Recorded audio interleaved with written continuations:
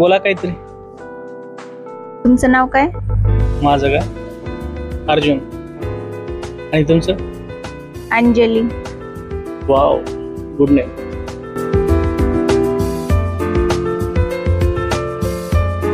तुमचं शिक्षण किती झालंय आणि काय काम करतात? माझं का? 10वी झाले, पण एक विषय गेले त्यामध्ये इंग्लिश काढायचं यावर्षी. मग आता सध्या काय करतात? आता का आम्ही युट्यूबवर व्हिडिओ बनवतो. युट्यूबवर? हा. मग लग्न झाल्यावर काय व्हिडिओज बनवायचे? हा. आणि तुमचं किती शिक्षण झालंय? माझं यावर्षी MBBS कम्प्लीट होणार आहे. MBBS? अरे वा, मग तर तुम्ही डॉक्टर होता ना आता. बरं, तुम्हाला एक विचारू का? हा, विचारा ना. तुमचं वय किती झालंय? 25 वर्ष. 25?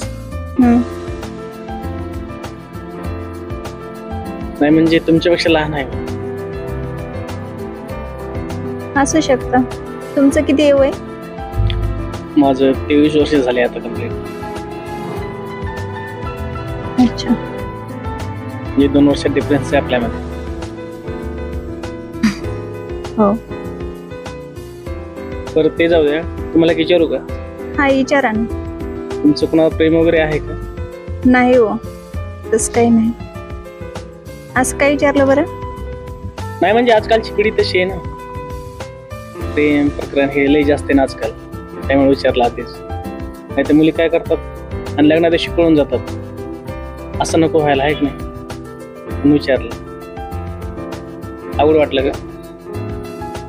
सॉरी बरं. असं मी तुम्हाला एक विचारू का? काय विचारा?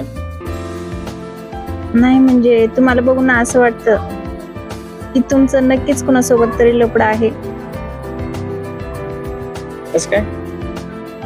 असं वाटतं. नाही, म्हणजे माझ्या चेहऱ्यावर लिहिलंय का असं? नाही, म्हणजे मला असं नव्हतं म्हणायचं, विचारायला लागले मी तुम्हाला. सांगा ना, खरंच कुणावर प्रेम असलं तर.